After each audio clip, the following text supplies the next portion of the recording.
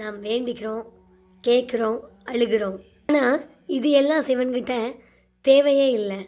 சிவன்கிட்ட கேட்கவும் வேணாம், சிவன்கிட்ட அழுகவும் வேணாம்.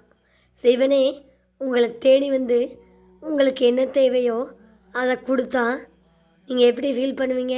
சிவன் பக்தியில் யாருக்குமே தெரியாத ஒரு ரகசியம் இருக்குது. யாருமே அதிகமாக கவனிக்காத விஷயம் இது. சிவன் யாரோட வேண்டுதலையும் பார்க்க மாட்டார். சிவன் உங்களோட நடத்தையை மட்டும்தான் பார்ப்பாருங்க. அர்ச்சனையோ அபிஷேகமோ ஆராதனையோ இதையெல்லாம் சிவன் விரும்ப மாட்டார். அதனால தான் அர்ச்சனை இல்லாமையும் பெரிய பூஜை இல்லாமையும் இருந்தாலும் கூட சிவன் தூய்மையான மனசு இருந்தால் போதும், பெரிய நன்மையை செய்வாருங்க. நம்ம மனசு தூய்மையாக இருந்தால் சிவன் மனசு குளிந்துடும் அப்படின்னு சொல்லுவாங்க. சிவன் ஏன் தெரியுமா எதையும் கேட்குறதில்ல? சிவன் ராஜா இல்லை, சிவன் அரசன் இல்லை. அப்படின்னா அந்த சிவன் யார் அப்படின்னு கேட்குறீங்களா? நேரம், மௌனம், முடிவு, இது எல்லாமே நம்ம சிவன் தாங்க. அதனால தான் கோவில் கதவை அடைக்கப்பட்டு இருந்தாலும் மலை காடுகள்லையும் சுடுகாட்டுலையும் சிவன் எப்போதும் அருள் வழங்கிக்கிட்டே இருப்பார் அப்படின்னு சொல்லுவாங்க. இங்கே முக்கியம் என்ன தெரியுமா? பூஜை, அலங்காரம், பூக்கள் இது எல்லாம் இல்லவே இல்லை. சுத்தமான மனசு உங்களுக்கு இருக்கா? அப்போ சிவனை வழிபட உங்களுக்கு முழு உரிமையும் இருக்குது. சிவனோட அருள் முழுமையாக இருக்குது. இந்த விஷயத்த யாரும் இது வரைக்கும் சொல்ல மாட்டாங்க. உங்களுக்காக சொல்கிறோம். எல்லா கோயிலும் விபூதி எதுக்கு தெரியுமா யூஸ் பண்ணுறாங்க?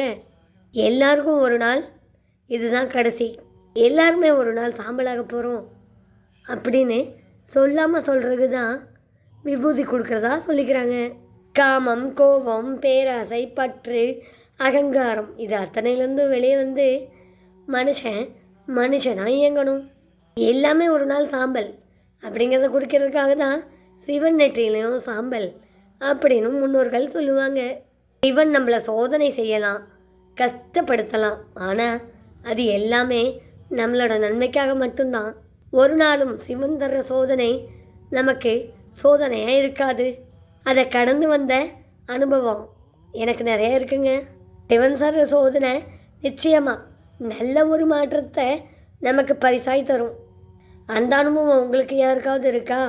மறக்காமல் உங்கள் தோழியோட ஷேர் பண்ணிக்கோங்க. சிவன் தர்ற கஷ்டம் அமைதியாக வரும், எதுவுமே புரியாமல் வரும். ஏன் இதுக்கெல்லாம் நடக்குது, நான் என்னப்பா பாவம் பண்ணேன் அப்படியெல்லாம் ஒரு கொஸ்டினை நம்மளை கேட்க வைக்கும். அந்த நேரத்தில் நம்ம கோவப்படலைனாலும் சிவன் மீது இருக்க நம்பிக்கையை கைவிடாமல் இருக்கணும். அதுதான் சிவன் நமக்கு வைக்கிற ஃபஸ்ட்டு டெஸ்ட் பேப்பர். சிவனை வணங்குறதுக்கு எந்த ஒரு மந்திரமும் தேவையில்லை அப்படிங்கிறது உங்களுக்கு தெரியுமா? இது வரைக்கும் நீங்கள் கேட்காத புதுசான ரகசியம் தானே. உங்களால் முடிஞ்ச அளவுக்கு தினமும் யாரையும் காயப்படுத்தாமல் இருக்க முயற்சி செய்யுங்க. அகந்தையோடு இருக்காதீங்க. அனைவரிடத்திலும் அன்பாக பழகுங்க. அவங்க தீமையே செஞ்சுருந்தாலும் பரவாயில்ல, கொஞ்சம் பொறுத்துக்கோங்க. எல்லாமே ஒரு மாற்றத்திற்காகத்தான். இதுதான் சிவனுக்கு நம்ம செய்கிற உண்மையான சிவபூஜை. நிச்சயமாக சிவன் நமக்கு வரம் கொடுக்க மாட்டார், நம்மை மாற்றுவார்.